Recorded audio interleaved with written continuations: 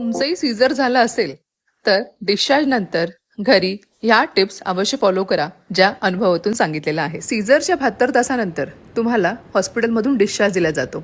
तर आई आणि बेबी जेव्हा घरी येतं तेव्हा साधारणपणे कानामध्ये कापूस, स्कार्फ आणि लूजमध्ये बेल्ट लावणं गरजेचं आहे. बेल्ट का लावा? कारण की जर का तुम्ही ट्रॅव्हलिंग करणार असाल तर तुमच्या टाक्यांना आणि कमरेला हा सपोर्ट मिळेल. महत्त्वाचं म्हणजे जेव्हा घरी जाल तेव्हा रूम थोडी उबदार ठेवा. डायरेक्ट फॅन खाली आणि एसीच्या ब्लोअरजवळ बसणं टाळायचं.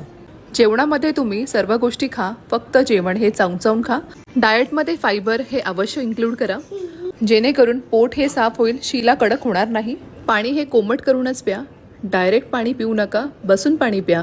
महत्त्वाचं म्हणजे अजवाईन पाणी तुम्ही सुरू करू शकता आणि प्रत्येक जेवणामध्ये जिऱ्याचा वापर हा अवश्य करा. 1.25 महिना थंड पाण्यामध्ये डायरेक्ट हात घालू नका.